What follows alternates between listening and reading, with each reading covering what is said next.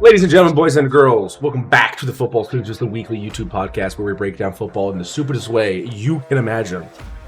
And boy, is it fucking stupid. Very stupid. This week we got some interesting things. Completely forgot to put it up there. We got the UFL preview.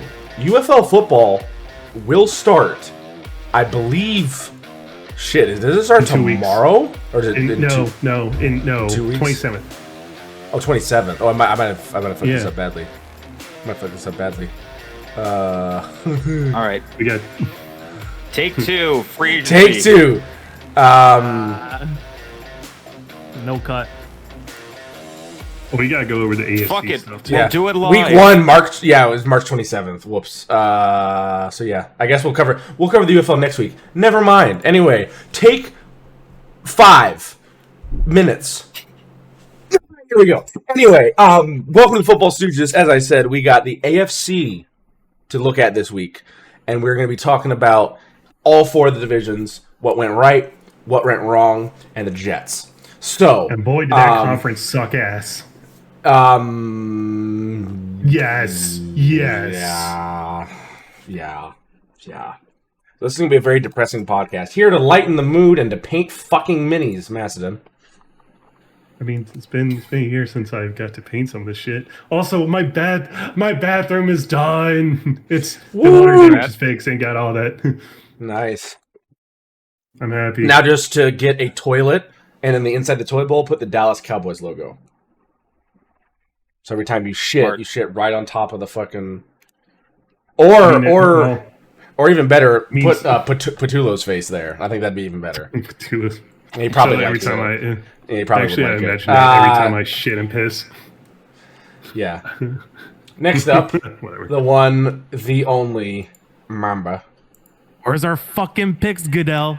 Where's our fucking picks? We're supposed to have 2 more third-round picks. Where the fuck is it? Got plenty of compensatory. We got no comp for I only see Ian. that word written. Ian Cunningham. We were supposed to get 2 compensating picks for losing Ian Cunningham. Why'd you lose Ian Cunningham? He got hired by the Atlanta Falcons as assistant general manager, and there's some rule in the rule book regarding if it's a You're complaining about two third round picks, and you gave away DJ Moore for a bus pass and $1.75 and change. Yeah. Okay, fair, but Also, you're gonna move to Indiana. Just deal with mediocrity. Just deal with mediocrity. We're not moving to Indiana. I swear. Yeah, to God. and the Pope is Buddhist. Rooney Rule. That's what the issue is. I will change. I will become a different fan if that happens. I don't know who wants to die. No, the fuck you will not. Nobody likes Indiana. No one from Illinois likes Indiana. Northern Indiana isn't really even Indiana. It's still Indiana. You also went to school in Indiana, you dumb fuck. Yeah, you think I liked it? I mean, I went to school here too, but I mean, dude, like, to a wedding there once. The football, basketball, and baseball teams are all better in Indiana. All right, I do not want the Gary Bears. Okay, that's all I'm saying. They're not going to be in Gary. They're not. The NFL wants people to be able to walk out of the stadium and not get mugged. So they're not going to be in Gary. They're going to be in Hammond. They'll be the Hammond Bears. They'll be sponsored by like some deli company, and they'll be making instead of Boar's Head, it'll be Bear's Head. There you go. Boom! I just made the NFL millions of dollars. Yeah, I can't go to the game anymore. They're gonna no. I think the coolest thing would be what the coolest thing would be is if they build a bullet train over to the stadium. That'd be awesome. Okay, they're gonna build a fucking bullet train. Okay. I mean, what is this? Japan rail in this country? Yeah, high-speed rail in this country. True. What? Well, also when people say high-speed rail, look, you realize Texas is bigger than almost all of Europe. Bro, I need to be rolling that coal, brother, okay? There has to be walkable cities where there has to be rail. Have you seen how barren Iowa is? Have you tried to see anything outside of Des Moines, Iowa? There's nothing. There's nothing there. You want to build high-speed rail in Iowa? To where? Montana? There's nothing there. Nothing grows out here. You see that? It's dirt and snow. You know what's going to be a million years from there? Dirt and snow. Can we move it on? All right, Oh, yeah, and but we should move on, Bun. somebody who also lives around a ton of dirt and snow and mass holes. K-Duff. Option C, Mamba. Muncie Bears. Oh. Oh. No. Oh. Yeah. That might be worse than Gary. Yeah. That's also so far away. Muncie's closer to Ohio than it is Illinois. Yeah. But anyway, welcome to Football Stooges. We got a lot to talk about, so let's just get right into it. And as always, we start with the crossover grid. The croissant over grid. Croissant. 2021 NFL Top 100. That's a new look. So 2021 NFL. Antonio Gates was not playing. You got Justin Herbert. You could also definitely, I think, do Keenan Allen. However, I'm going to do it for a little bit deeper of a dig. Austin Eckler? I don't know if he would have. Oh, he didn't really? Not in 2021? Okay. No. 2021. That was a while. That was 5 years ago. That was 5 years ago. NFL Top 100. What about Herbert? I'm trying. We already say Herbert? We could do Herbert. Let me try one more. I already said Justin Herbert. Who is that DB? That DB that hits really hard? Williams. Well, you got Mike Williams. No, I think that was one of his breakout I'm thinking of the DB. No. The DB that hits really hard, really goes for the legs a lot. I can't remember his name. He lit up Travis Kelce. Like, literally picked Travis Kelce up. Alohi Gilman? No, that's not it. Oh, he literally, like, Travis Kelce was about to score a touchdown. This motherfucker picked him up and threw him back like 3 yards. I can't remember his name. I cannot remember his name for the life of me. I'm going to move on real quick. Joe Thomas here. Yeah. Oh, he didn't. Or you could have done Baker. Dylan played 10 years. No. Is that him? Oh, yeah, that's right. Yeah, he only played for... Yeah, he retired. Never mind. So then I think Baker here. It could be Baker or the one offense or the other offensive lineman. Nick Bettino. I think we'll do Nick Chubb. It was 3 years in the league. Yep, got it. Oh, I think I got it. The Charger you're talking about, Derwin James. There it is. Maybe 3 years in the league. I didn't get it. Okay, let's try Justin or Mike Williams. Yeah, Mike Williams, Justin Herbert, Keenan Allen. Nope. I think it's Justin Herbert. Allen. Yeah. Double jointed shoulders, Allen. All right. So then a top 100 that was a 2010 All Rookie.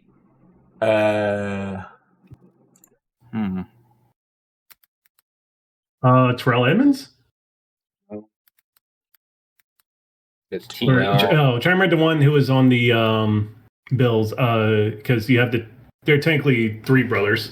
You got Terrell, Tremaine. Was there a third I'm Edmonds brother? The linebacker. I'm trying to remember if that's Tremaine or Terrell. There's a third. He was a running back. Not Terrell or Tremaine. I know Tremaine was the linebacker because he just got released from... He moved on from the Bears this week. All-rookie team. Does that mean any time in the 2010s? Oh, wait. Yeah. No, they did. Anybody that was an all-rookie in the 2010s, yeah. I don't think it was. And top 100. Wow. No, Aaron Rodgers. Aaron Because Rodgers. he didn't play when he's a rookie. He didn't play when he's a rookie. Fuck. Yeah. What about Saquon? Fuck. 2010s?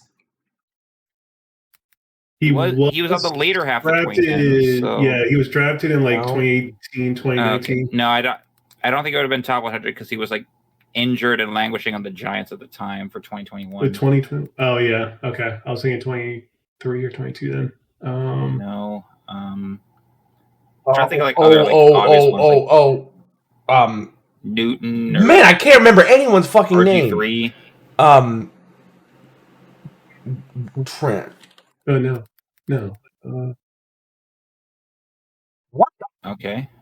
He was definitely top 100 in 2021, but all rookie. He wasn't all rookie in the 2010s. Not an all rookie, I guess. Yeah, so someone that was a breakout start immediately. Jason Kelsey, Lane Johnson. Also just thinking other guys like Patrick Mahomes, Josh Allen. Patrick Mahomes did not play his rookie year.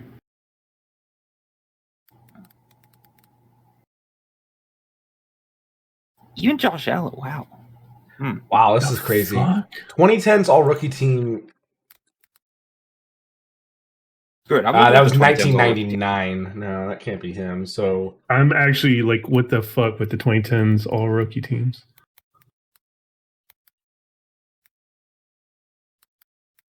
DeAndre Hopkins? Could work. DeAndre Hopkins. There we go. All right, finally. Oh my god. All right, let's see. I'm trying to think of who else there could be. Dak.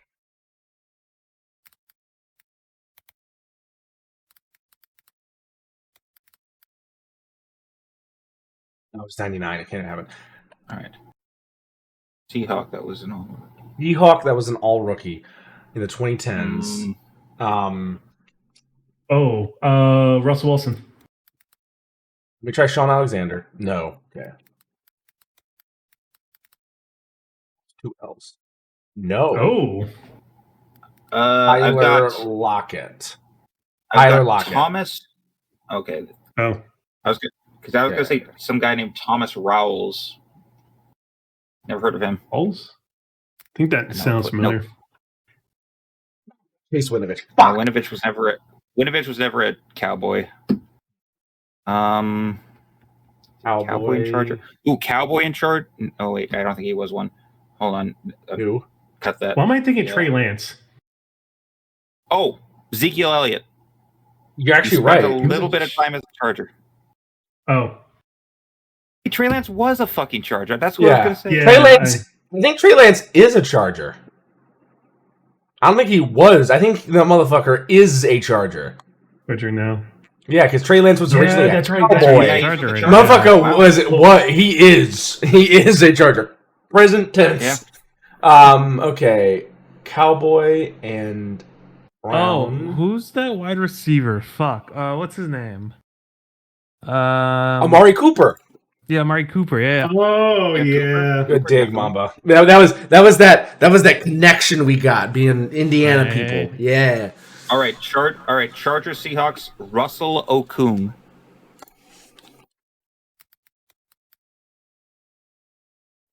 Russell Okung. There you go.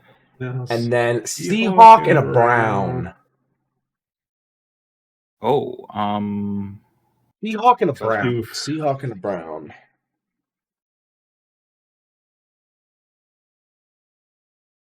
Fuck it, Steve Largent. Nope. Was Jimmy Graham ever a Brown? No. No. Oh wait, is this? There's no way. There is no way. The man, the myth, the legend, Trent Dilfer. Oh, he was. He was Drat. Yeah. Oh my god. Josh Gordon's another one. I don't see 2021 NFL Top 100.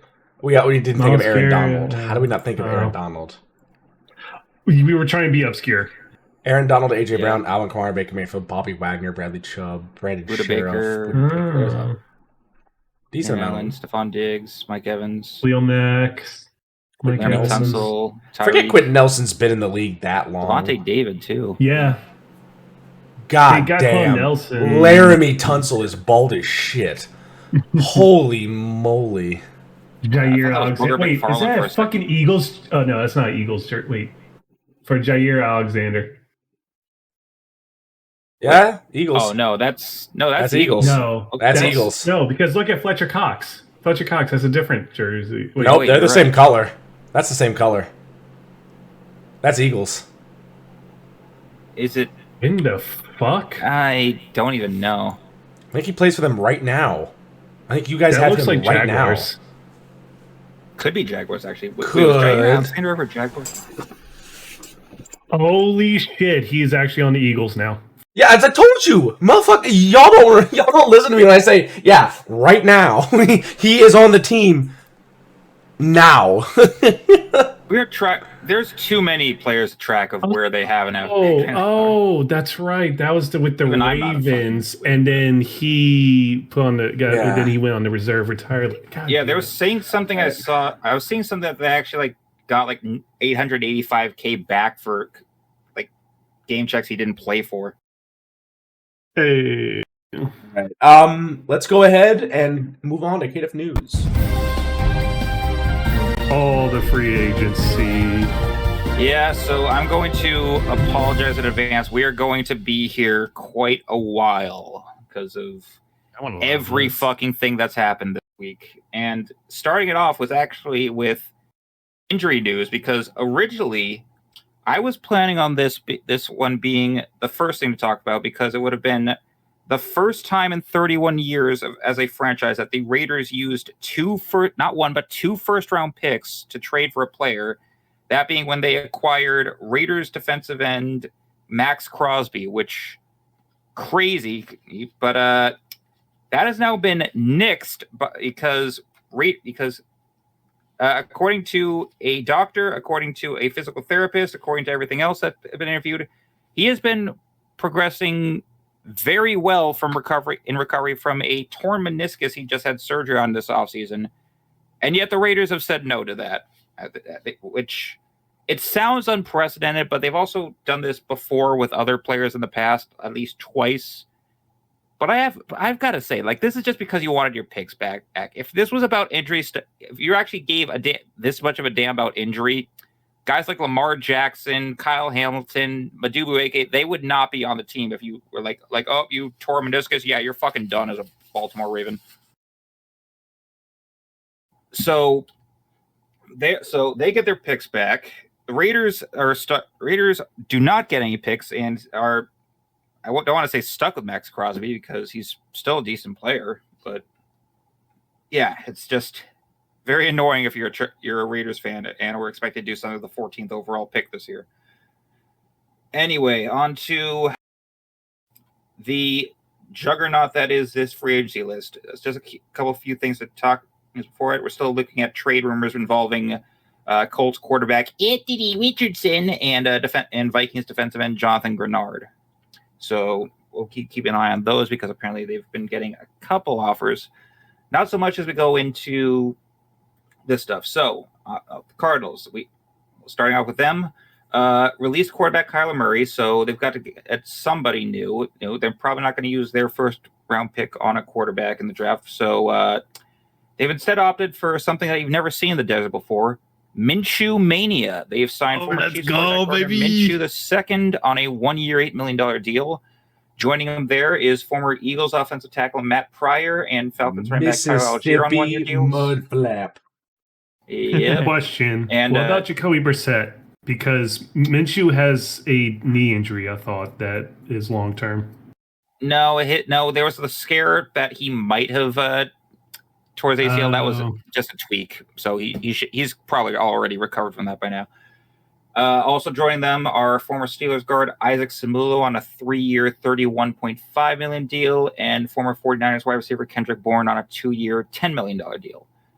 Now, for this one, I got to skip down to the Dolphins just for a little bit because they released Tua Tagovailoa, and they are now taking on an NFL record $99 million in dead cap over the next 2 years. A lot of money. So you're probably, and considering his injury history, considering his play last year, you'd be wondering who in the right mind is going to want to sign him.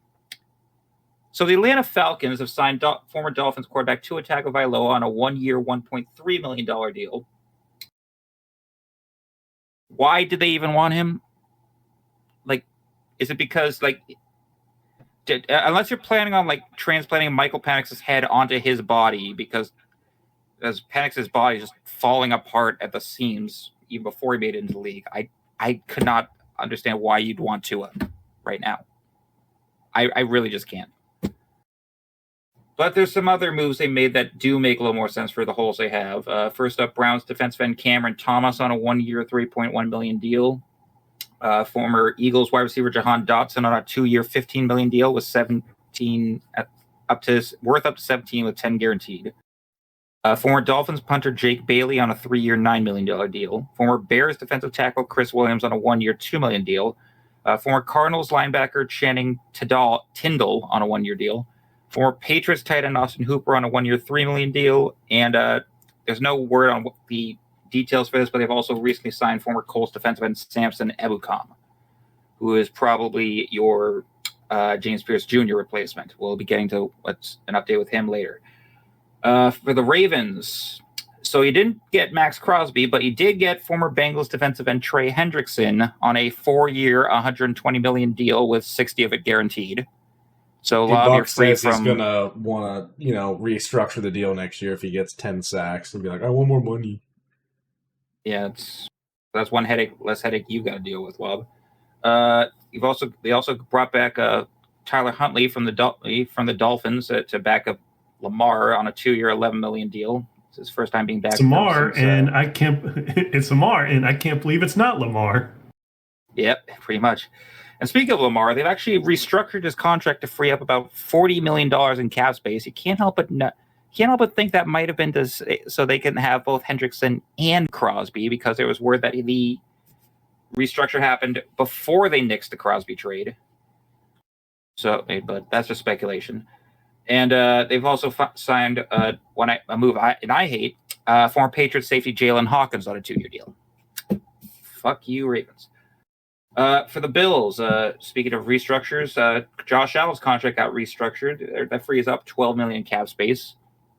They also re-signed tight end Dawson Knox on a 3-year deal, and center Connor McGovern on a 4-year, $52 million deal with 32 guaranteed.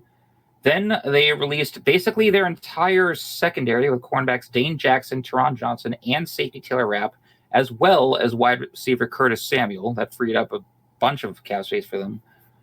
As for signings, they bring in backup Lions quarterback Kyle Allen on a 2-year, $4.1 million deal.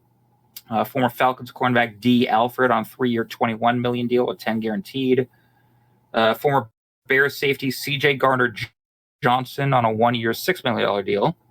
And the big fish for them, former Dolphins linebacker Bradley Chubb on a 3-year, $43.5 million deal with 29 guaranteed. On to the Panthers, not much from them. They've released defensive tackle A'Shawn Robinson. Let's see. They've gotten back former Jets wide receiver John Mechie the third on a 1-year deal. Former Raiders quarterback Kenny Pickett and his tiny hands on a 1-year, $7.5 million deal. And then to overhaul their linebacker core, Jaguars linebacker Devin Lloyd on a 3-year, $45 million deal. And when we were talking about off camera, that might be a bit of an overpay, but I guess well deserved in a way. Former Eagles linebacker Jalen Phillips on a 4-year deal, $120 million with 80 guaranteed. So injury history isn't kind of a concern, but you also can't help but feel that they just overpaid him just to be like, yeah, we need you away from the Eagles and with us now. Just take this money and come here. That's my thoughts on that. Aston probably is kind of sad to see him go.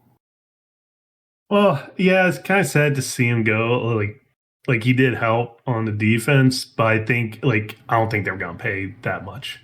Like, I know Howie Rosen can make deals, but that's a little much.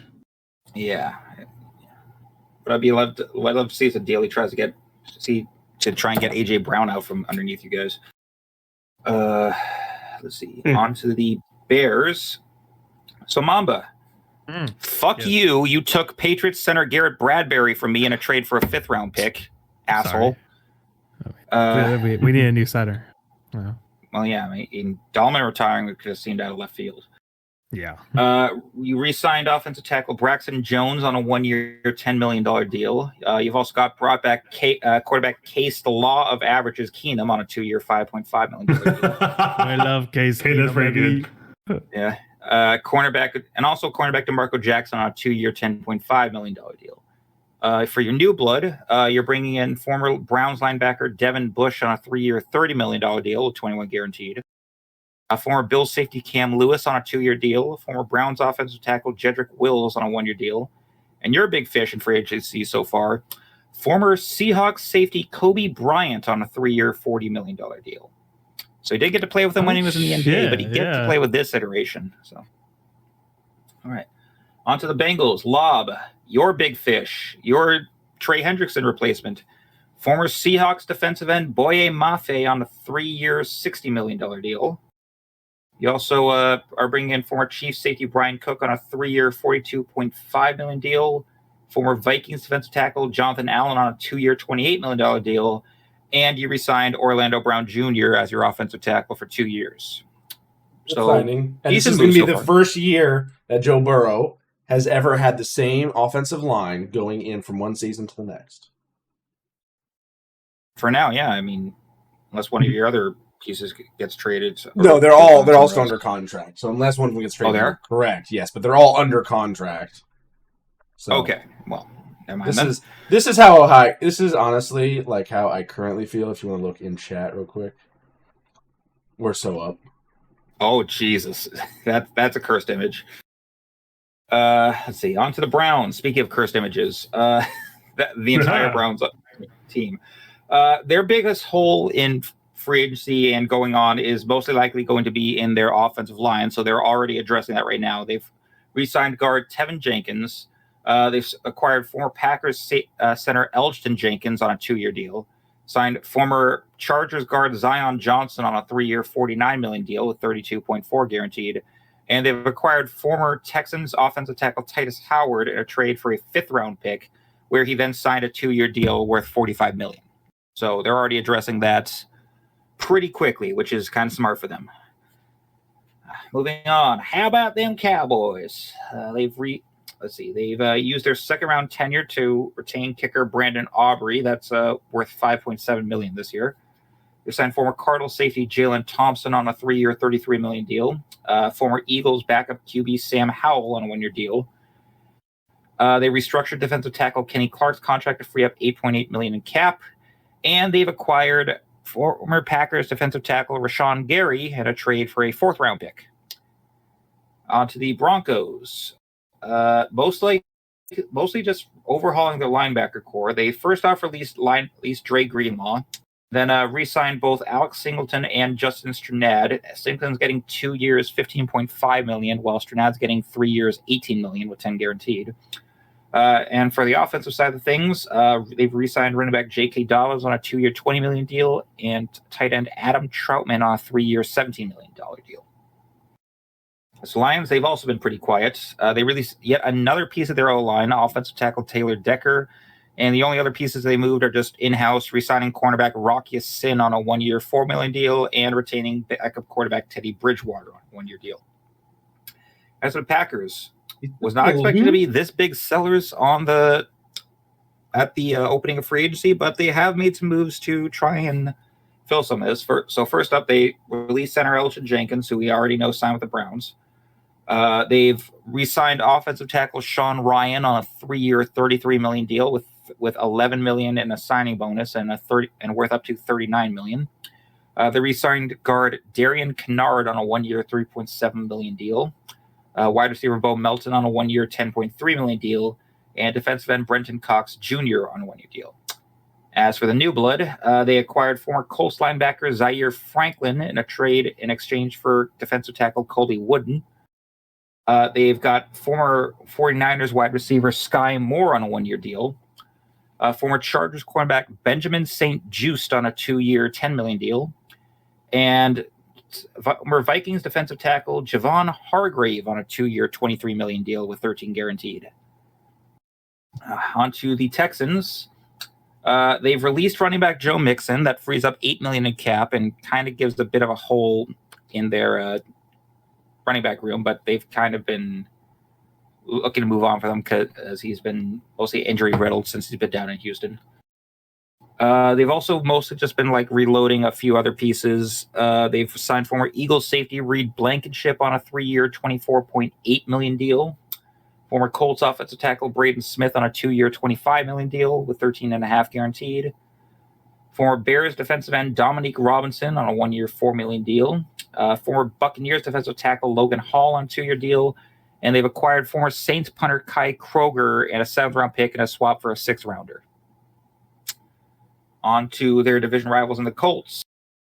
As we've alluded to, Daniel Jones is once again somehow found a way to get a 9-figure contract. He's signed a 2-year, $88 million deal with $50 guaranteed and worth up to $100 million. I don't know who his agent is, but he is amazing at convincing people to sign this guy to. Now, hold on. I like, honestly, like the Giants one, yes, that was bad. What is wrong with this Colts one? He was in MVP conversations before his injury. That's true. I'm just surprised like how he keeps doing it. Is Trevor Lawrence getting paid more than him? I think so. Hold on, I could look that up. Trevor Lawrence contract. All I got. Okay. Now, okay. Well, while we keep debate on that, going while I'm looking. I don't know if there's a debate for this one because somehow out of nowhere. Wait, what's up? 5 years, $275,000 for Trevor Lawrence.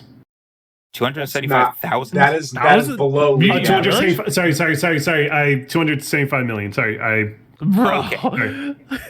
My mic. I technically had one of my What eyes. is he, 75,000? I'm like, Trevor Lawrence is fucking out here playing for pennies. Is like Jesus. back in my days, we used to only pay our quarterbacks that much. Ferrari for more than that. My mic kind of blocked the last 3 zeros. Okay. He was half. Okay. Okay, so to answer your question, Lob, yes. Now, this move, I feel like this is just because like he was like the wide receiver pool for free agency was a little bit shallow because there was a word that wide receiver Alec Pierce was going to be a big fish for that market and had multiple offers for other teams. Not to say that he's a bad player, but when you're choosing between him and Michael Pittman Jr., I think like there's like one guy you think is like the face of their wide receiver core. So he went with the other one, Alec Pierce, on a 4-year, $116 million deal. That was an overpay. And they also, that's a little bit of an overpay. And then, of course, in the other half of the Zaire Franklin trade, they acquired former Packers defensive tackle Colby Wood. Onto the Jaguars, very quiet. All they've done is re-sign cornerback Monteric Brown on a 3-year, $33 million deal, and former Commanders running back Chris Rodriguez Jr. on a 2-year, $10 million deal with $6.5 guaranteed. Onto the Chiefs. Safety from the Ravens, Alohi Gilliman on a 3-year, $24.8 million deal with $15 guaranteed. Former Patriots defensive tackle Kyrese Tonga on a 3-year, $21 million deal with $14 guaranteed. Fuck you, Chiefs. They've re-signed Taylor Swift's boyfriend, Travis Kelce, on a 1-year, $12 million deal, 15 max value for his 14th straight season with Kansas City. And the big fish for them, running back has been a need for them for a bit. So why not fix that with the reigning, defending Super Bowl MVP Seahawks running back Kenneth Walker III on a 3-year, $45 million deal.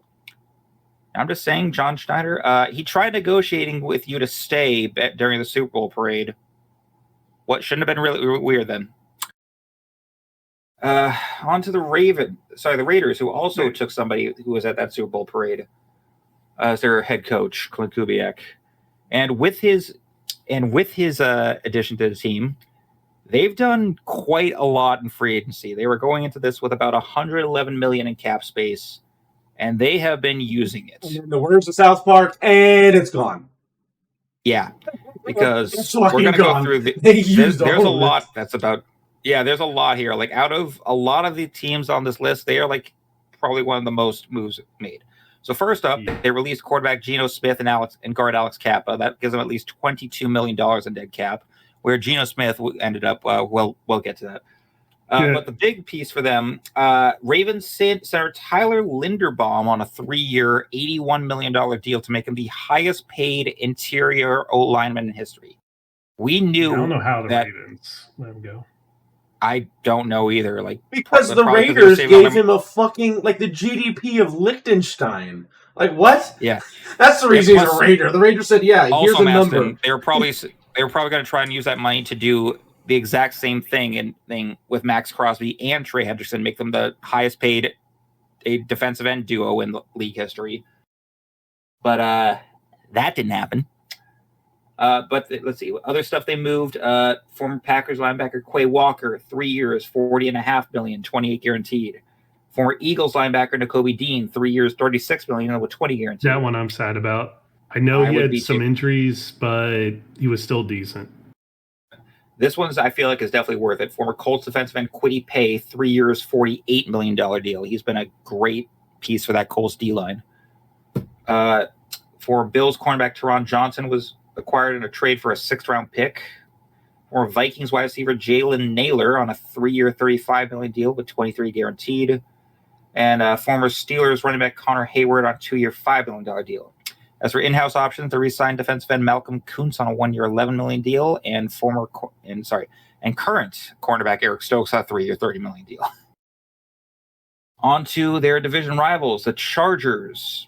They are retaining linebacker Khalil Mack at least one more year with $18 million fully guaranteed. They are signing former Dolphins guard Cole Strange on a 2-year, $13 million deal. This is how much I have not given a shit about Cole Strange since he left the Patriots. I didn't even know he was a Dolphin. And before this trade, former first-round pick Cole Strange. Yeah, who should have been a day 3 pick, but yeah, Belichick is drafting. Yep.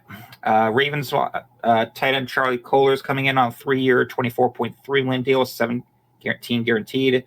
I believe that's your Will Dissly replacement.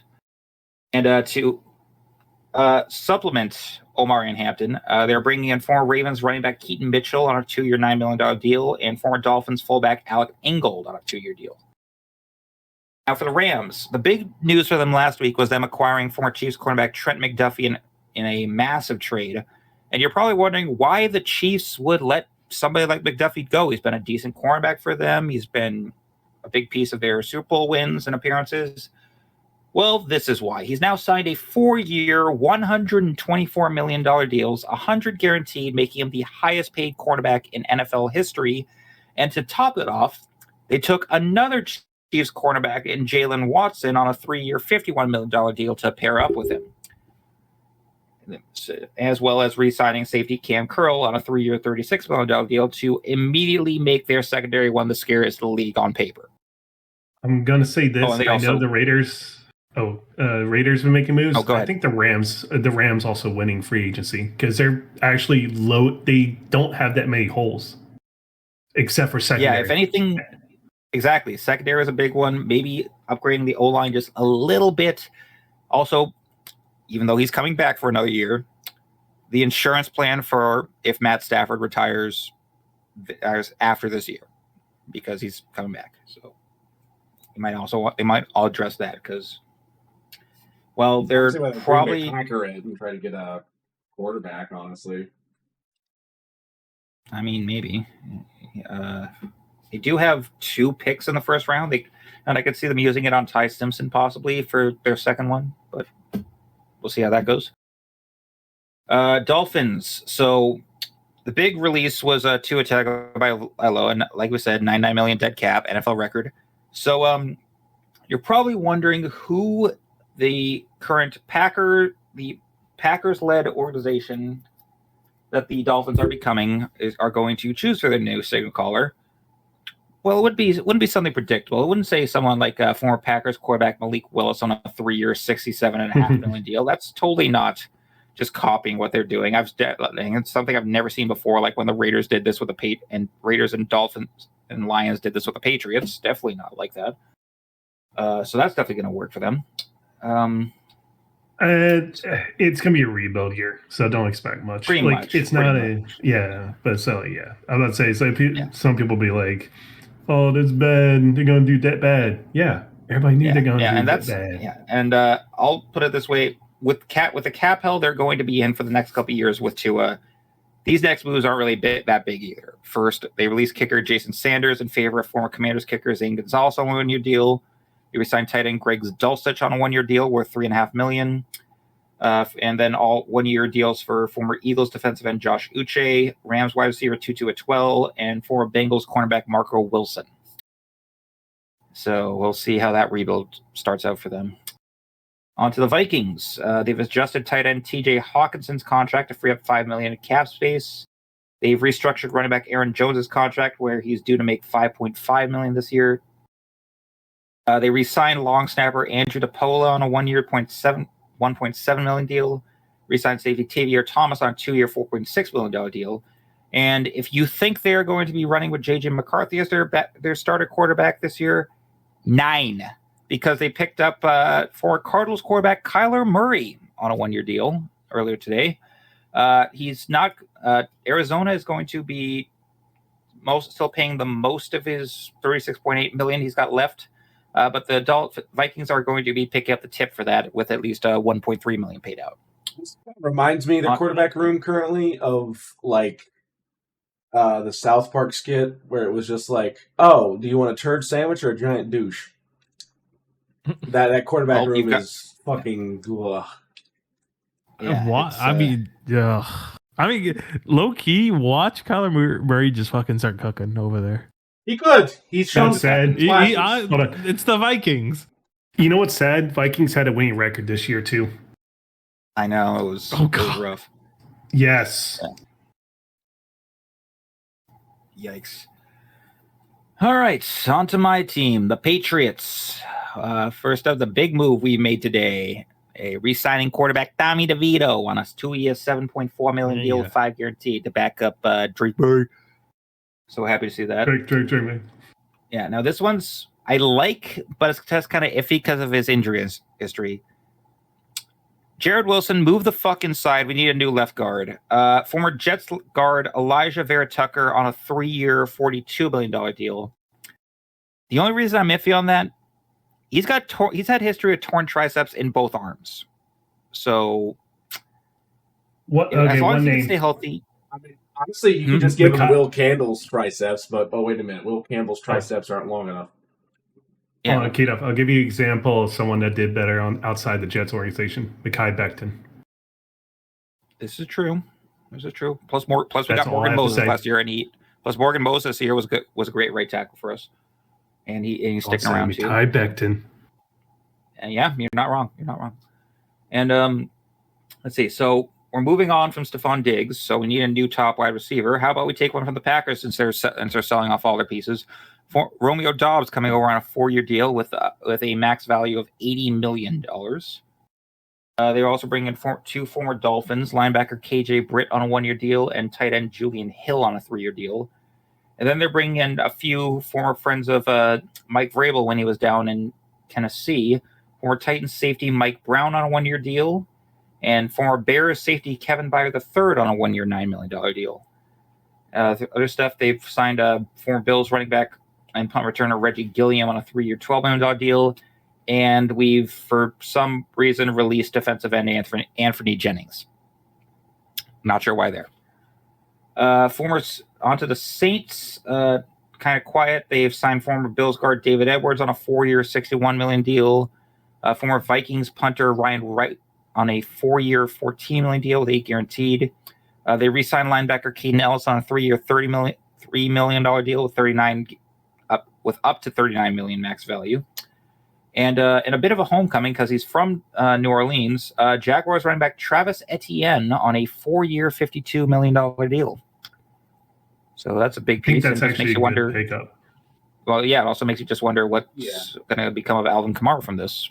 Which he ain't going to be normal. I don't think it's good. I don't think they're going to shed 8 years so they release him. Yeah. Because he went from being legitimately the best player in fantasy football, just a stat pattern 3 years ago, to now it's hot fucking garbage.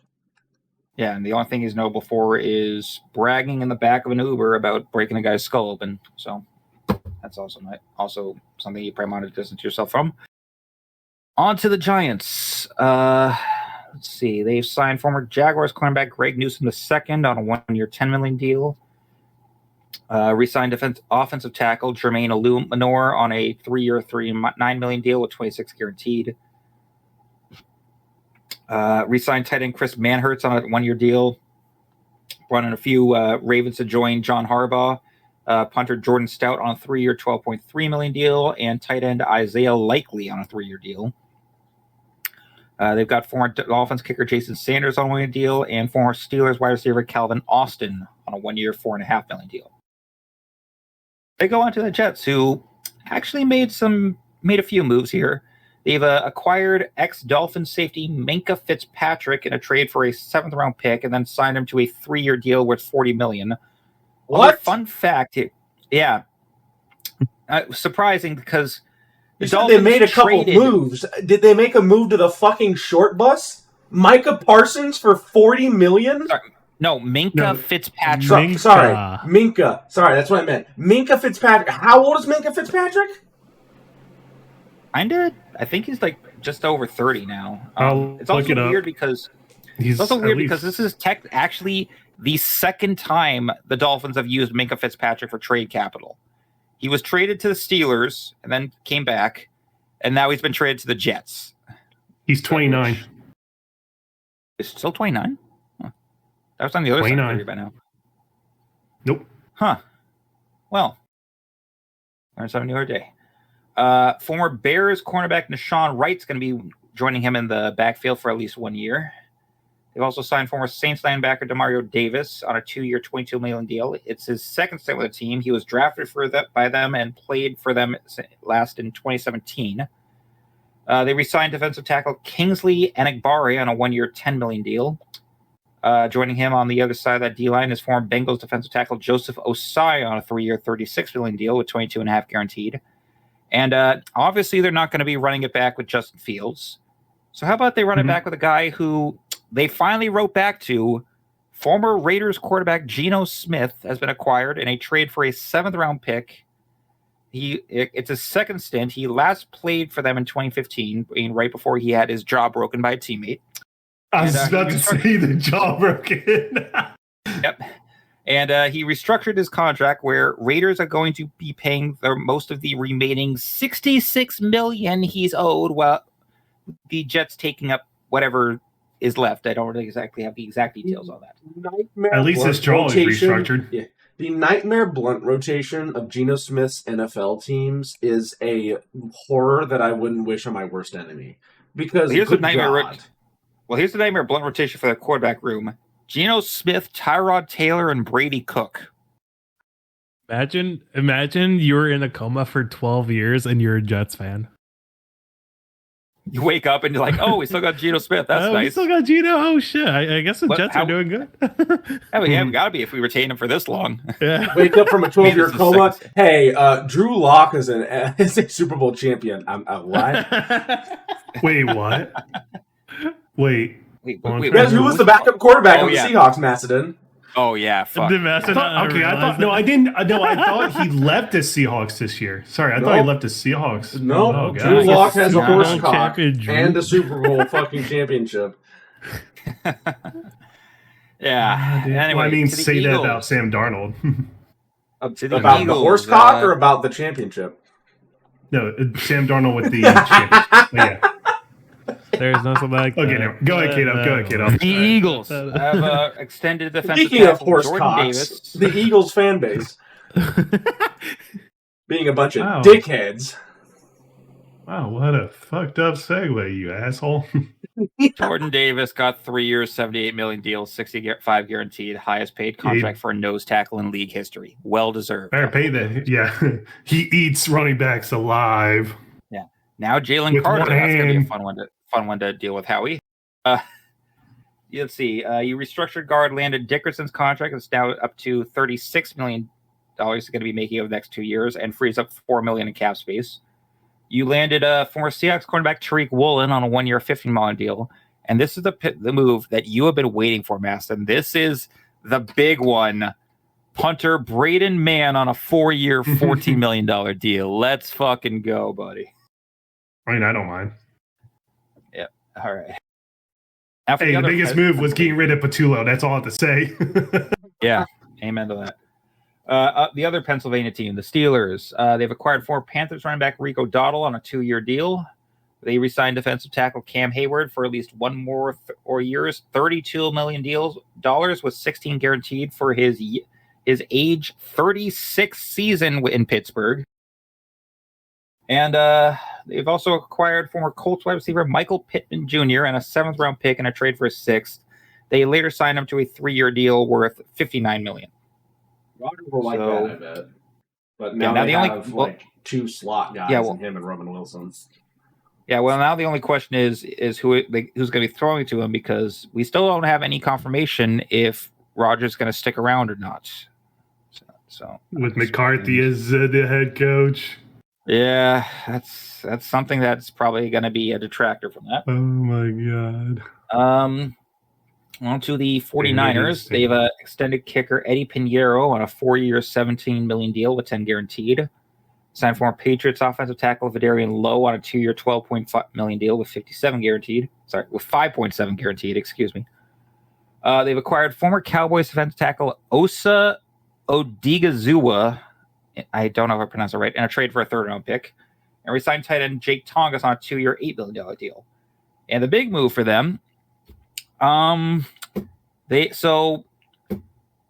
to say this. When I was watching the start of free agency at work, there was talk coming out that the Buccaneers were looking to were very close to a negotiation with Mike Evans that would have made him $27 million a year. You might be wondering why I'm bringing him up, because then the 49ers signed him for a 3-year, $60.4 million deal. He took a pay cut to get away from Todd Bowles. I would too. I mean, who wouldn't? If I was Mike Evans and you told me that you're going to that all I needed to do was come to your organization was just eat a ham sandwich. Yeah, fine, give it to me. Wait, don't even give me money. I'll live off the sandwich for the next 4 years of that contract. He's a risk, though. He's injured. He's been injury prone. He's going to a team that's been injury prone. Yeah, so just keep him away from any power substations. That's all I can say about that. Seahawks. We did not really.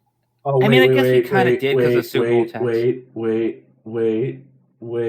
If it don't fall out the bone, it's free. Make it top. Oh my god! That's what you were.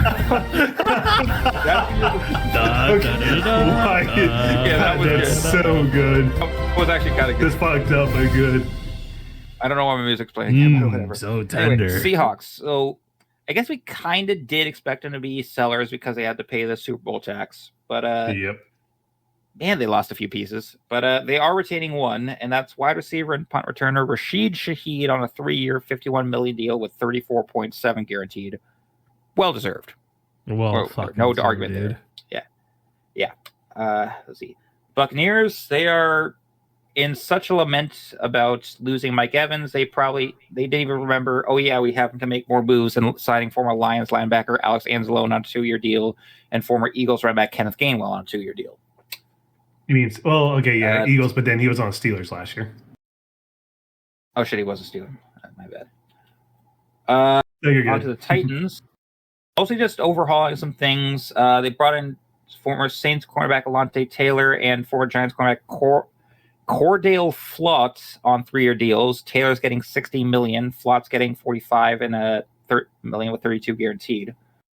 They're bringing in a few guys that their new offensive coordinator Brian Dable is familiar with wide receiver Rondale Robinson on a 4-year, $78 million deal with 38 guaranteed. They brought in former Chiefs punter Tommy Townsend on a 2-year, $6 million deal. Former Broncos defensive end John Franklin Myers on a 3-year, $63 million deal with 42 guaranteed. They signed former 49ers defensive tackle Jordan Elliott on a 2-year deal worth $8 million, and acquired former Cowboys defensive tackle Solomon Thomas in a trade for a 7th-round pick. And lastly, the Commanders. They signed former Chargers defensive end Odafe Owe on a 4-year, $100 million deal with 68 guaranteed. And then they re-signed offensive tackle Larry Tunsil to a 2-year, $60.2 million deal with 32.5 guaranteed. They brought in former Chiefs defensive end Charles Menhue on a 1-year deal worth $7 million. Former Colts safety Nick Cross on a 2-year deal. And former Buccaneers running back Rashad White a 2-year deal. And with that, I am finally out of this fucking list for at least this week. Other stuff that's been happening. Retirements. Chargers center Bradley Bozeman has announced his retirement after 8 years in the league spent with the Chargers, Ravens, and Panthers, ending his career a 2-time college football playoff champ with Alabama, and started 110 out of 129 career games. With funny enough, the exact same number of career games, Vikings center Ryan Kelly is announcing his retirement after 10 years in the league with the Vikings, but more notably with the Colts, ending his career a 1-time second-team All-Pro, 4-time Pro Bowler, and starting all 129 career games with 1 fumble recovery. Rams cornerback Darius Williams is also announcing his retirement after 8 years in the league with the Rams, Ravens, and Jaguars, ending his career a 1-time Super Bowl champ with LA, had 12 interceptions for 2 touchdowns, 2 forced fumbles, and 2 recoveries. Then earlier today, it was announced that former 49ers defensive end Bryce Huff is retiring after only 6 years in the league with the Niners, Jets, and Eagles. This is apparently to focus a new company he's starting up that's going to be focusing on safety with lithium-ion batteries catching fire. So interesting there. He ends his career a 1-time Super Bowl champ with Philly and has 24 sacks for 4 forced fumbles. On to miscellaneous stuff. A report details that prior to his arrest last month, police in Doral, Florida, received several 911 calls from the ex-girlfriend of Falcons defensive end James Pierce Jr. for stalking and harassment allegations. It's unclear if this is a different girlfriend or the one he later attacked, WNBA player Rickea Jackson. And he's also since been charged earlier today in a Miami-Dade court with felony aggravated battery and stalking, fleeing and eluding, and resisting arrest, all in connection with the incident in which he was chasing her as she was driving to the police station to file a report on him, and then rammed into her repeatedly with his car. So not a really nice kid, as his mom described him as during the honors where he was up for Rookie Defensive Player of the Year. So, not nice at all. Let's see. A few things. No new news about either the NFLPA's new leadership or a new CBA agreement with the referee union, which is kind of cutting it close as the league year has started. And but they are apparently looking into a proposal by the league that would add a game on Thanksgiving Eve as early as this season. A permanent once-a-year Wednesday night game. Fuck. Yes. The only cool part about this for fans is that it would technically give you a full week of watching football. So you have your Sunday and Monday slate of games. You have Mac Nation on Tuesday. You'd have this game. You'd have the Thursday Thanksgiving game, Black Friday game, college football Saturday, and then back once again on Sunday, Monday. Which that's the only reason I would like it, to just have like a week straight of just watching football. It would just be horrible to play though. Let's face it, it would be awful. The game's gonna suck. Oh yeah. You could only imagine. They're gonna have shitty teams too. Jets Cardinals are playing on Thanksgiving Eve. Watch it now on Fox. That's Or CBS or whatever. Yeah, well, it's only been on a proposal stage so far, so we'll see how that goes. And I can finally end this sadly on a bad note. Former Jets fullback Matt Snell has passed away this week at the age of 84. He played all 8 seasons in the league with the Jets, with his most notable moment being him scoring the winning touchdown in Super Bowl III and holding a then Super Bowl record of 125 rushing yards, which I know players can do that in their sleep in most games now, but back then was kind of a lot. He ends his career a 1-time Super Bowl champ, an AFL champ, Rookie of the Year honors in 1964, 1-time first and 3-time second-team All-Pro. He's part of the Jets Ring of Honor and has a combined 5,600 rushing and receiving yards for 31 touchdowns. Rest in peace to him. That's all I got. Thank you very much, If it Mr. don't fall off the bone, make it free. You still have that. If it don't fall off the bone, yeah. All right. Yeah. Go to the shitty conference. Oh, stop picking Kyler Murray. Okay, I know he's short, right? Yeah. All right, here we go. On to the AFC. Let's start with the East. Buffalo. All right. Weird year for them. They were very up and down. 12-5 on the year. New England won the conference. Not a lot of people expected that. People expected New England would be better, not that good. But this was Buffalo's chance. The Chiefs were out of it. Patrick Mahomes went down with an injury later in the year, and they were also struggling at the beginning of the year. They only lost 5 games. Those 5 games, some of them were a little odd. Patriots first, which was interesting. They were on a 4-game win streak, then the Patriots come and beat them by 3. Close one, but, Patriots did end up going to the Super Bowl. Falcons, that was fucking stupid. They lost to the fucking Dolphins, and then also to the streaky as fuck Texans, and then late in the year to the Eagles in a absolutely horrible offensive matchup. Yeah, but again, they went up against some really good teams. Buccaneers, Chiefs earlier in the year, Ravens early season. And again, this was their shot to go out and try and, get to a Super Bowl. Yeah, because, Mahomes isn't there anymore. He's there, but he wasn't there at the end of the year. He wouldn't be there in the playoffs. The Chiefs missed the playoffs. This was like your chance, and it just fell apart. Bengals missed the playoffs. Yeah, I mean, you guys beat the Jaguars, but then opportunity with no Ravens, no Chiefs. You probably could have actually contended with the Seahawks if you made it to the Super Bowl. I mean, I think they could have beaten the Seahawks, but again, it's what Buffalo team shows up. I mean, they were so inconsistent. Exactly. I mean, some games like 49 against the Panthers, and then you only put up, 13-12 against the Eagles. Like, it's tough. You have an absolute shootout with the fucking Bengals. Like, it's crazy. For me, I think this is a B. B+. It's just like so close to being an A, but not. You make the playoffs, you win a playoff game, you win 12 games, only lose 5 in the regular season, but then you just come up short. It's just short of an A. It's not a failing grade. It's decent, but like, how long has Buffalo been in this B range? I'm thinking B-. Too long. I mean, I feel like they could drop a little more, or because let's face it, I don't think Joe Brady's going to be the upgrade that Bill's press thinks he's going to be after McDermott. I think their window is almost shut or already shut now after the season. It's getting very tightly shut. I wouldn't say completely shut. I think like they can still at least make the playoffs with their current core right now in the state it's in.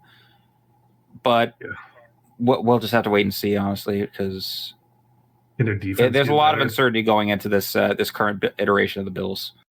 Are you gonna make Josh Allen do everything again? Oh, most likely. That's what Joe Brady's MO was even under McDermott. All right. B+, I think. Mamba.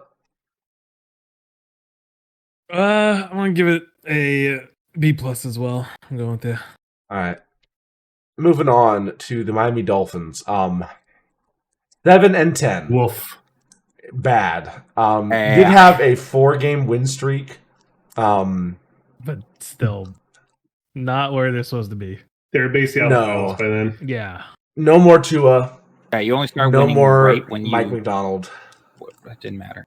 Or Mike McDaniel, I mean. Or Mike McDonald. Yeah, not McDonald. No more Mike Daniels. Yeah. Well, to win games, you have to win the game, not lose the game, and they lost about 10 of these games, so... God, I love when your A-Tree puts that clip in. Is there a silver lining here for the Dolphins? They got rid of Tua. That's their silver lining. They might get a decent trade for put him in. Fuck him. No, the F is reserved for something very special. F for Finns. It's definitely a D-. They still won, They still won 7 games. They are 2 games away from above. Like, that's not an F. All right? It's bad. Don't get me wrong. It's not an F. Yeah, not much redeeming for this team. There's not like a Tyler Shuck Saints thing where it's like, oh, that's actually, it could be interesting for us next season. I mean, no more Tua. Yeah, and no more Mike McDaniels. So I mean, it's like, now they're the Miami-Dade Pac Fins or whatever the fuck. Yeah. All right. New England Patriots. 14-3. Yeah. Only lost to the Raiders first game of the season, Steelers third game of the season, and then the Bills. Wait, A- because they gave Raiders their first win of the season. They should win 0-17. I'm sorry. I want 0-17. This was something that no one expected. Easy schedule. No, I'm kidding. It is a bit. I mean, we do need to address that. On this list, let's take a look at how many teams are actually really good on this list. You got the Bills twice, okay? You got the Buccaneers once. Then you got the Ravens, who didn't even make the playoffs. Like, yeah, that's about it. Is a maybe. I mean, honestly, the Browns, the Jets, the Bengals, maybe Panthers. Maybe Panthers. There are more Panthers cupcakes. Decent team. You will have more cupcakes on this list than a bakery. I will say that. But they played the games and won. This isn't college football where there's just some fucks go name recognition. They played Justin Herbert and 5 different offensive linemen they started the year with. They gave That's right. They gave a loaded shotgun to C.J. Stroud, put a target on their forehead, and C.J. Stroud shot himself in the face 17 times. They played the Broncos in a fucking snow globe against Jason Statham, or Jared Stidham, fuck him, and then they lost to the season. Honestly, it could have been Jason Statham. Mate, I'm here to play fucking football. Do you know the sound? The sound that Jason Statham makes when he gets sacked. Probably, I can probably do it. It's perfect. That was perfect. Anyway. Yeah. And then they lost to this 300-pound man. And then they lost to the Seahawks. Still, very easy schedule, but they took advantage of it and they almost won it all with it. I think you can give no worse than an A. You just were that close. Because they lost the fucking rate because they should have gave later. Wow. Wouldn't it be nice I'm a sick fuck like that. I want 0-17. And I wouldn't have to say I lost to Sam Darnold. All right, next up, the F. No interception. No interceptions. No, not even F. Can we make a new tier and call it G? G. Call it JETS. Suck. Like 0 picks on the year, negative yardage by Justin Fields. And we have more. All 4 of us has more yards combined than Justin Fields in one game. And if he was watching this, I feel like Aaron Glenn would still be doing a victory dance just because of the fact that he made the list for a tier list. And he lost a game during that dance. Yeah. Just look at the stats. The high 1,259 total yards. Also, 27 sacks. I didn't know Joe Burrow. Just him alone. Yes, their O-line stayed healthy the whole year. Everyone started on the O-line. And yet still gave up 27 sacks. More. Well, that's on Justin Fields. They gave up more. Is that per game? Yep. I think so. 140 passing per game? Yeah. Hold on. I could. If you want me to look it up for the sacks, I will. The lowest, almost the lowest percentile for just about any metric you can think of all year long. New York Jets were sacked 60 times this year. They've given up 60 sacks. Oh my God. Yikes. Lowest passer ratings. Do they have negative pass yards on the year? Is that what you said? No. Justin Fields. No, Justin Fields had one in what game was it? I think I want to say it was one of the Bills games. It was the one that was overseas in London against the right here. Oh, was it the Jaguars game or the Broncos? It was Broncos. Yeah. Sorry, when I hear London game, I immediately think Jacksonville. You're not wrong for thinking that. You're not wrong for thinking that. There's nothing else than F in this. There's no team in the NFL's history since the 1940s, I believe, that hasn't gotten at least one defensive interception in a season until the 2025 New York Jets. So Mastodon was my board. Ever. Shut up. I was about to say it's when the stat first became recorded. It never happened in NFL history until now. That's true. Get this shit off my fucking screen. All right. Please do. Yeah. All right. Oh, and more AFC shit on the North. now. More shit. Baltimore Ravens, 8-9. Started out the season losing 5 out of their first 6. Went on a 5-game win streak, and then started just swapping wins and losses. Yeah, absolutely. I mean, if they won out, they would have been good. But they lost to the Bengals, Steelers. Yeah, if they won out, but they didn't. And also, like your season and John Harbaugh's tenure coming on the most heartbreaking way to do it too. That fucking inexcusable wide right kick. That is Steeler bullshit is real. The Steeler bullshit was real, and that was fucking brutal. I'm not gonna lie. Also, not having Lamar Jackson for a majority of the year really hurt them. All their receivers regressing really hurt them. Not giving the ball to Derrick Henry enough until late in the year when you played, the Packers, and we're like, I can't stop the run. Why? Yeah, why teams go out and they get guys like Bijan Robinson and Derrick Henry, and they're like, we're going to limit your carries. Like, are you dumb? Are you worried about injuries? Like, I mean, you don't want to overwork on injuries if it means they have to pay out 2 first-round picks for injured guys, apparently. This team missed the playoffs. This team was supposed to be a contender for Team of the Year. D for choking? That's really low. I mean, I would put them here. I feel like this is C- is just like C for choking. Yeah, I said C for choking. I thought you said D. Charlie. I was about to be like, what the fuck? C How you spell as in choking? No, I thought you were saying give them a D because they choke, not a D for choking, as in there is a D in choking, unless we're talking about your mom. Got him. Anyway, C. You're just Bastion's like, I'm right there with you, Bastion. Okay, I would do a C-. I think these 3 teams are teams that everyone was like, these teams are going to be possibly contending for a Super Bowl or making a deep playoff run, and all 3 of them missed the fucking playoffs. Yeah, all derailed by suspect play calling. Yeah, not great at all. All right, not great. Bengals are next.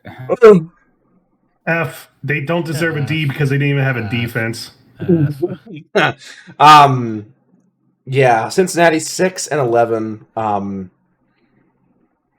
Not great. Joe Burrow did go out early in the season. Also, you gave the Jets their first win of the season, so that's bad as well. You should be even more different. Yeah. Also, you retained Zach. Also, you retained Zach Attack. Mr. I don't know what anything aside from a screen pass is. I'm sorry, dude. It's F. Yeah.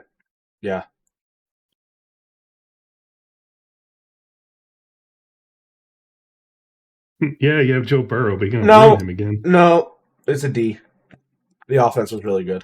You didn't even have no defense. We didn't even have Joe Burrow for a lot of the year, and we all of a sudden, like, we made Joe Flacco a Pro Bowler again. That's because other teams fucked up. Steelers, Tom. No, that's because the Bengals. No, that's because the Bengals have a good. Like, a lot of those games that Flacco was in and was scoring a ton weren't against the Steelers. You beat the Steelers because Tomlin went, Joe, why did they trade for Joe Flacco? Like, standard is a standard. That's the only reason why you won against the Steelers. We're not worse than the Cardinals, and we're not worse than the Dolphins. I will put us on that same level, but if this was, like, these teams have something. Isn't all bad. The Cardinals finally got rid of Kyler Murray, switching head coaches, and Jacoby Brissett looks really good. The Dolphins got rid of Tua Tagovailoa. Mike McDaniel's gone, and there's some silver linings with stuff they're getting in free agency. The Bengals, their offense is still one of the best in the league, objectively. Points per game for them is crazy. Zach Taylor. It would be, but the fact that they have Zach Taylor and they're still scoring that much is like a dinghy dragging a yacht anchor through the fucking coral reef. Like it's just doing it. However, our defense has just drug us down to this level like a lead weight.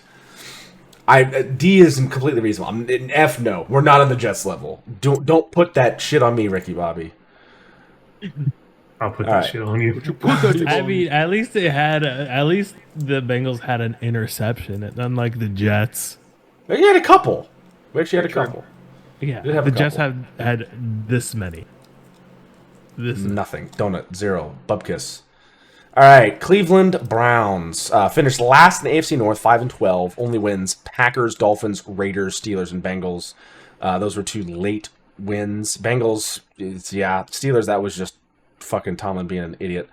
I think they're also going to get a D. Their silver linings: Sugar Sanders is somehow a Pro Bowler, and Myles Garrett broke the sack record. Only because Drake May opted out. Well, he didn't opt out. He had to opt out because he went to the Super Bowl because the NFL doesn't do the Pro Bowl like it should be anymore. Like the Pro Bowl is becoming so bad that like we're not going to be able to consider it for like Hall of Fame consideration. All right. In spite of the fact of how bad the Pro Bowl has become, do you think that even if the Patriots didn't make the Super Bowl, if Drake May still went on to play in the Pro Bowl, would they have still named Shadur Sanders to it? No. Yes or no? Yeah, exactly. But now we have to talk about, when we talk about like all-time great quarterbacks, someone's going to be like, oh, Shadur Sanders has like this many Pro Bowls. No one's going to go in and check like, okay, well, one time Drake May opted. Like, you're ruining. Roger Goodell's ruining how the fucking Pro Bowl works. It needs to be after the Super Bowl in Hawaii, tackle. But again, the players are playing how they want to play. Do that. And also actual players and not fucking Drewski and 36 or 46-year-old Michael Vick. Yeah. Nobody wanted I got a better to see idea. that. Get rid of Pro Bowl. D-. I'm sure. Right there. D-. All right. Moving on from the AFC North. AFC South, Houston Texans. They went 12-5. This was a weird 12-5. They also were the complete opposite of the Bengals. This right here is ridiculous. 1, 2, 3, 4, 5, 6, 7, 8, 9.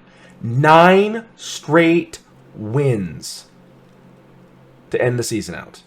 And those were against some good teams. Jaguars were in there. Chiefs were in there. Even without Mahomes, they still have a talented roster. Chargers, and then the Colts twice. Also the Bills, yeah. So that defense won them the game, not Stroud. That was defense. Oh yes. They had no rushing attack. Their lead rusher had 703 rushing yards. It was Woody Marks. Stroud. Ooh. Yeah. Stroud did not look great the majority of the year. And against the Patriots, that was probably one of the situations where I've seen a team literally try to spoon feed, like a mother spoon feeds a baby a pot of Gerber mush, tries to feed CJ Stroud the win, and CJ Stroud keeps projectile vomiting blood and not taking it down. That was the most insane, just win the game, and CJ Stroud is in the corner screaming. Like, I'm allergic to winning, Mom. Yeah. Like, watching CJ Stroud in that game was like watching Peter Griffin try to go down the stairs and not break, like, every bone in his body. It was so fucked. God damn it. What the hell did you do with the stairs? I changed it out, Peter. Why? You freaking bastard. Yeah. This was one of the weirdest seasons and one of the weirdest teams in the weirdest season. I think I just had to give him the dead middle. C+. C+ with the Panthers. Why the fuck? Both teams are weird. They both made the playoffs, with one of them with technically losing record. Yeah. Second time in their team history, Panthers won division with the losing record. But like, if this team had a little bit of a rushing attack, and if CJ Stroud was playing like he was in his rookie season, they would have won the Super Bowl. Yeah, but they didn't. That they didn't. Yeah. But there you go. Like they could have, but I think the Seahawks. I don't know. That defense would have eaten Sam Darnold alive, shit him out, stitched him back together, sent him to Mars, blown up Mars, and then killed him again. Seahawks defense isn't something to sneeze at too. This past year, they were good. Don't get me wrong. They were good. That Houston defense was generational. I know. Like I'm just saying. Like I'm not gonna say it's an easy win as you say it's gonna be. Now, have you guys ever been to that one Disney ride where it's like this really tall tower and an elevator, and then you get up to the very top, and then they like cut the elevator and it just drops? The Tower of Terror. Tower of Terror, yes.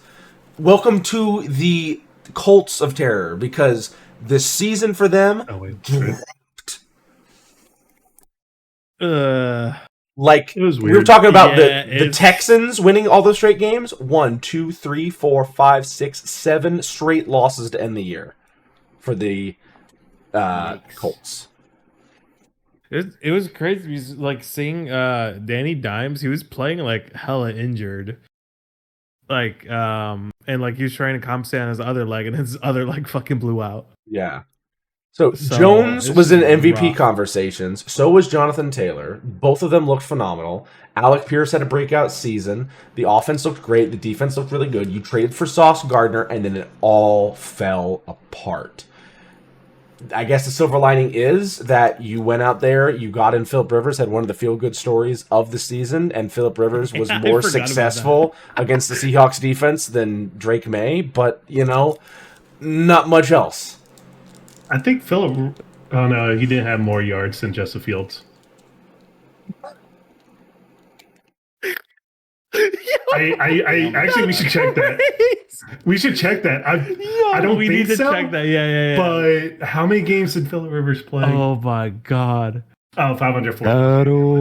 544. How many did almost half of Justin Fields yards? Fields had 1,000? Fields throwing yards? only had just barely 1,000. Oh, okay. Holy shit. And Phillip Rivers, how many games did Rivers play? 3. 3 games. 3 games. And those 3 games, those 3 games were against the Super Bowl champion, the runner-up of that division, or the second runner-up of that division, and then against the winner of their division. Those were the 3 games. He looked like he was like throwing a ball like a shot put, because you know he doesn't. That's how he always. That's how he always throws it. That's how he always throws it, though, which is kind of weird. But anyway, Phillip Rivers had half as many yards as Justin Fields in like first half of the season it would be like an A-, but the second half of the season would be a D, like a D-. So maybe a C, maybe right in the middle. Yeah, right in the middle. I mean, you also did make the playoffs. Thank you with the Cowboys. Yeah, but it's a collapse. Like I think the one thing that also hurts.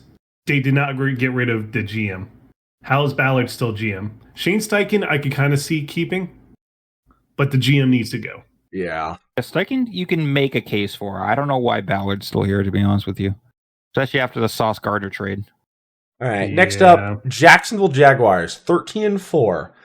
Again, I don't know what it is about the AFC South and streaks, but at the end of the season, 3 teams have had streaks. The Jaguars, 1, 2, 3, 4, 5, 6, 7, 8. 8 straight wins to end the season out, winning 9 of their last 10 games. I was about to do that. God damn it. Liam Cohen being a first-time head coach for this team, doing phenomenal. Trevor Lawrence passing for 4,000 yards. ETN rushing for 1,000. Trevor Lawrence being in MVP conversations late in the year. Sure, they had some rough spots in the middle. They lost to the Bengals second week of the season when Burrow was still healthy. They dropped against the Seahawks and Rams, both of which are very good teams, and the Texans, whose defense is amazing. They did falter once they got to the playoffs and lost to the Bills. That's definitely a bad spot there. However, during the regular season, this team really turned it around, and for them, it's looking very much so up. Honestly, is it crazy to say A-? Hold on, I'm checking. 1, 2, 3, 4, 5. They were good. Liam Cohen, not A-, B+, definitely. Yeah. Liam Cohen is 6th in Jacksonville head coaches with wins. Out of how many head coaches are at 6th out of what? 10. Okay. So they had 10 head coaches. Okay. But some of them were interims. Fair, but I mean that's still impressive for the first season. I think that was also the best. Wasn't this the best season in Jaguars history for like regular season win-loss, or at least close to it? No, it was 2017. I think was one of their good years. I think one of Coughlin years.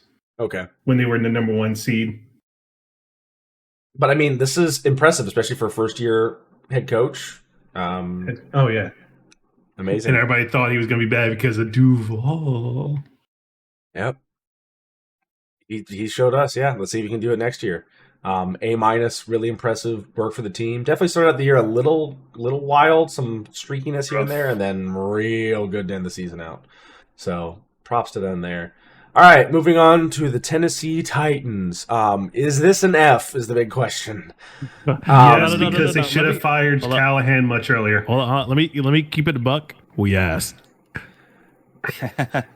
I don't know if it can be an F because of that. Well, Cam Ward had a good thing, but you put a diamond on top of a block of shit. It's not going to be a block of shit. Just yet. It's still. Why are you talking? Anyway, 3,169 passing yards. I was talking to me for a second. I'm like, what the fuck? Yeah, why are you talking enough? No, why are you speaking the truth?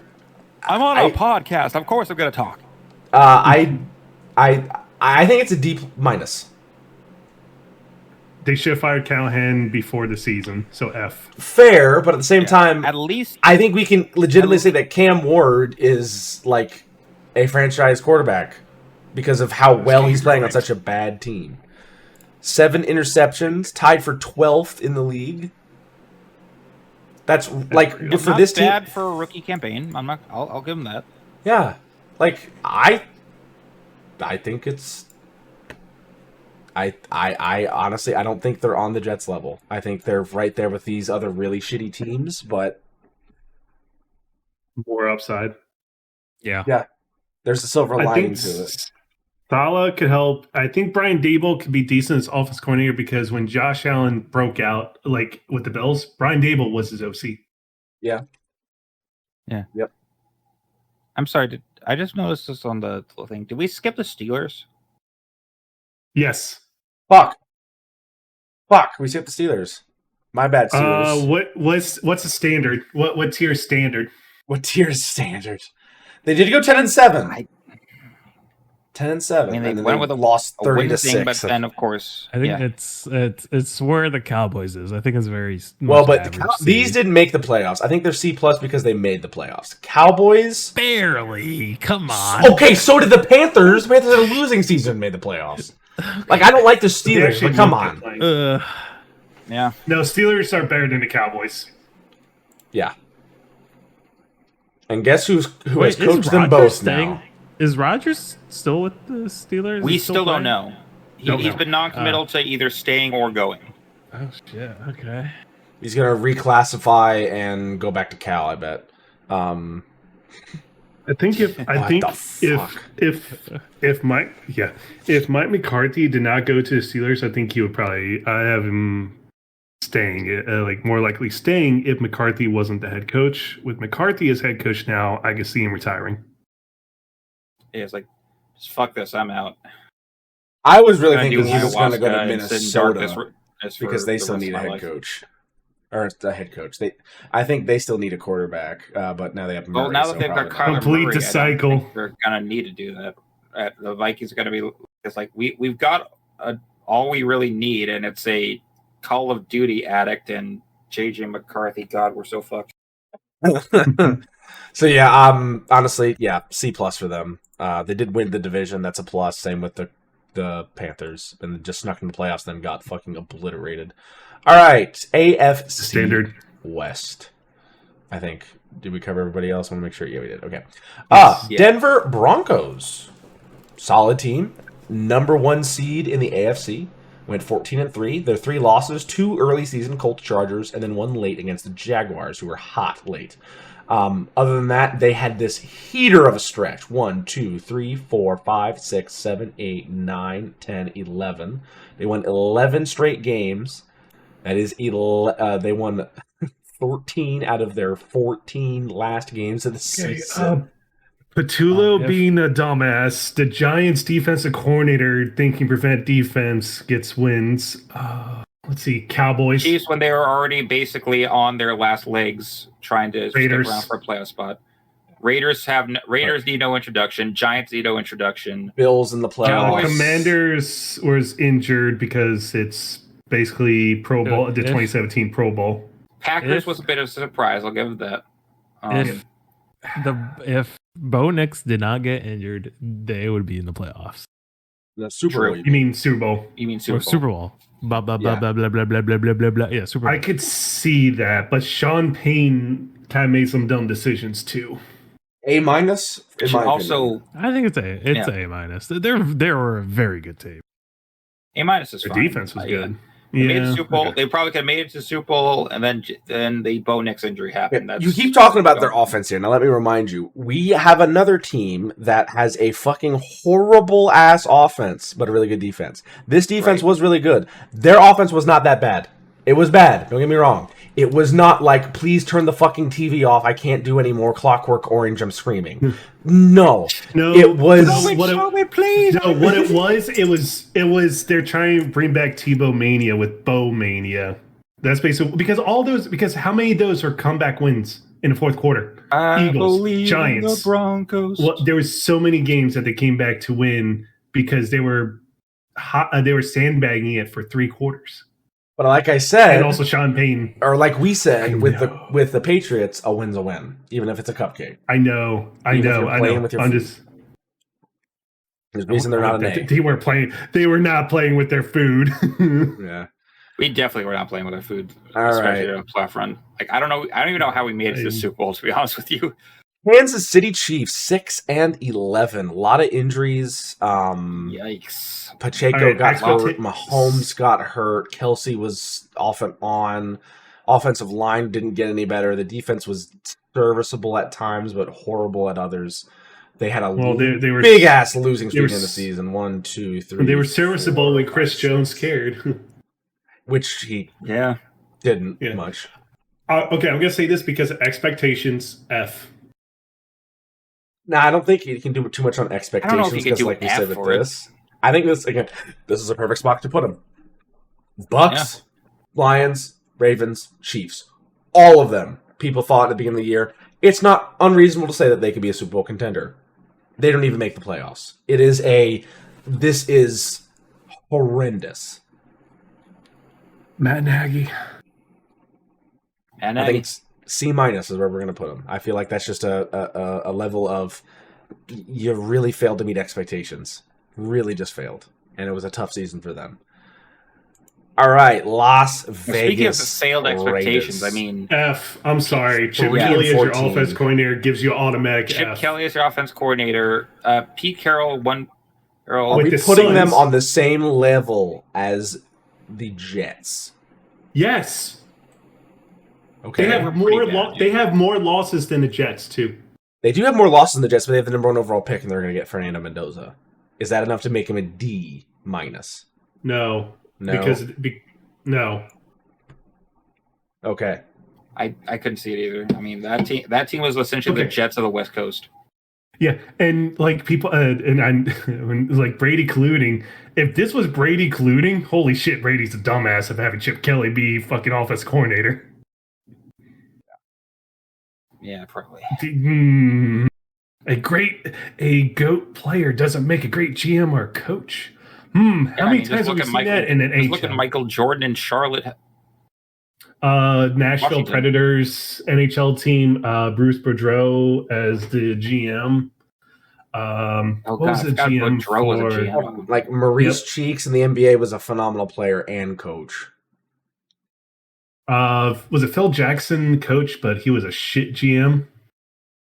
He was a bad GM, and he was a decent player. He won a ring with the Knicks. So, I mean... Yeah, but I'm saying, but the thing is, though, he was shit as a GM. That's what I'm saying. Like a great player or like great player doesn't make a great coach or a great GM.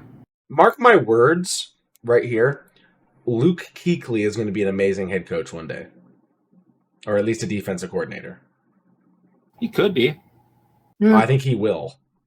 I think whenever he's done coaching, I believe his son right now, because him and Greg Olson are coaching together. That guy is going to be as what Nick Saban refers to as like the Taliban terrorists. He's going to terrorize offensive coordinators. I don't think it's that because some things that happened today. Because I'm trying to think with Luke Kuechly kind of did some like I don't know say coaching, but like as a linebacker, you saw like coaching. I'm trying to think of the mechanisms word. And styles and like how he read like offenses and some other stuff. I could see that for a defensive coordinator. Yeah.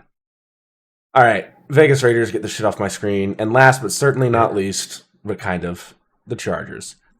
11-6, second in the AFC West. Tough season. Went into the playoffs banged up and got beat by the Patriots by 13 points in a 16-3 basically blowout. Lost games to the Giants, Commanders, Colts, Jaguars, Texans, and Broncos.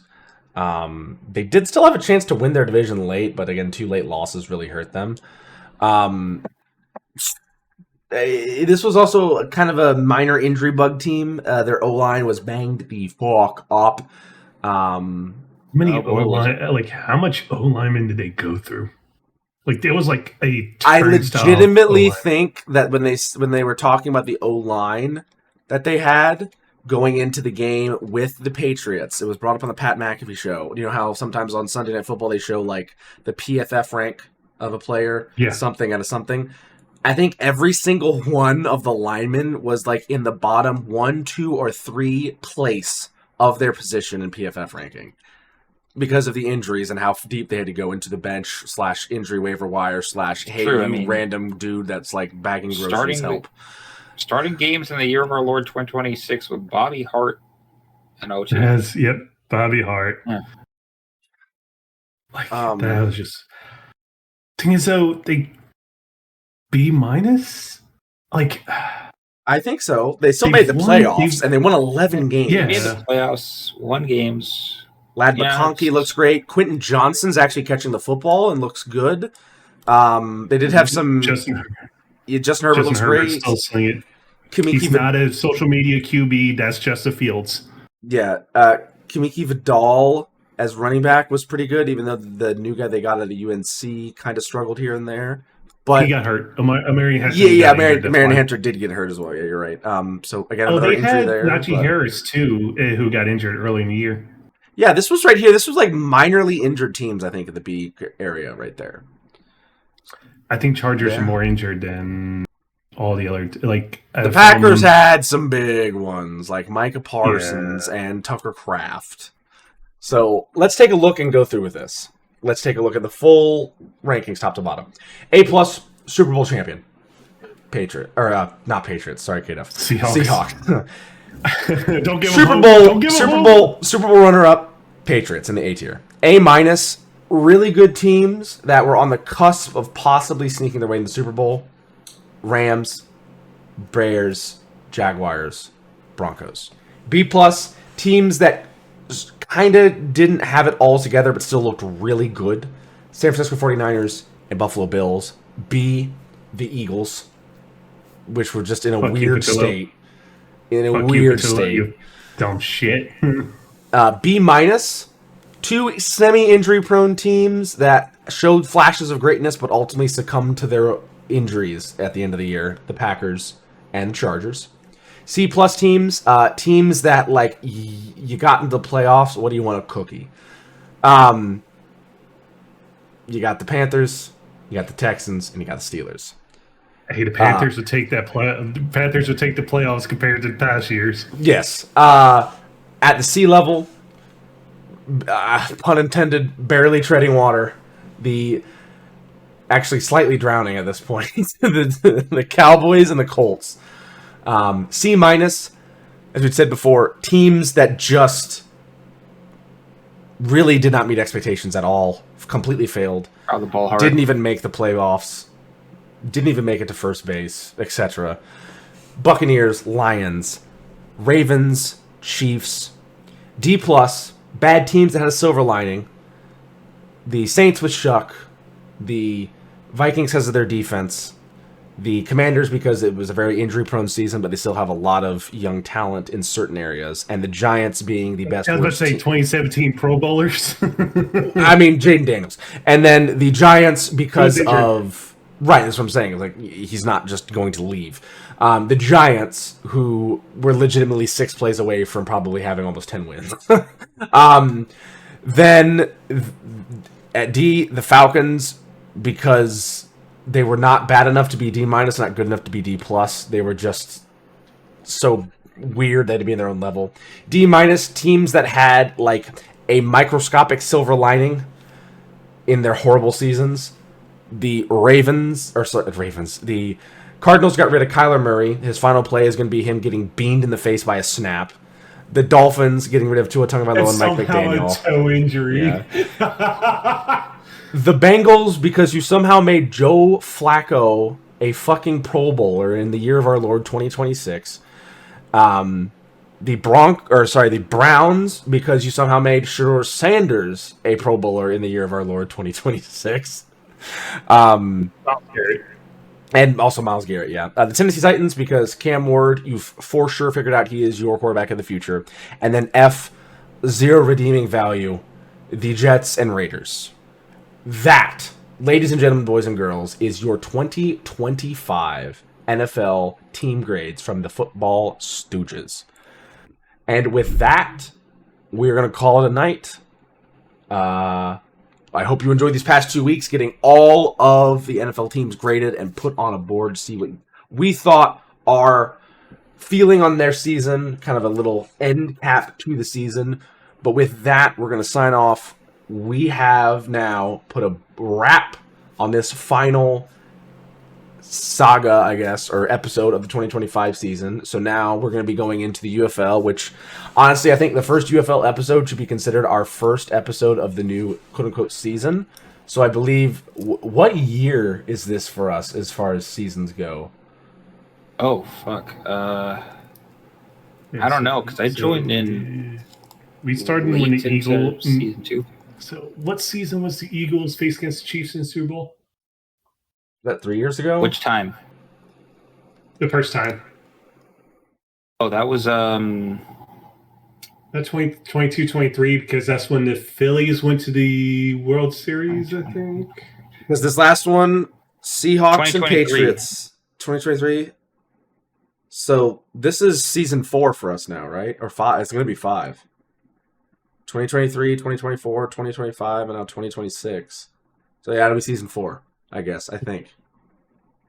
I'm too tired for this. Yeah, because the Muzzy fantasy football videos was only for 1 year. Yep. I miss those. I miss those. He's a busy man. Let me double check. The Football Stooges. Let me look them up on YouTube. Who are these fucks? Who are we? Yeah, we're currently on episode. Why does it only show episode 150? Is like the highlight ones, or are you going by like or relevant or something?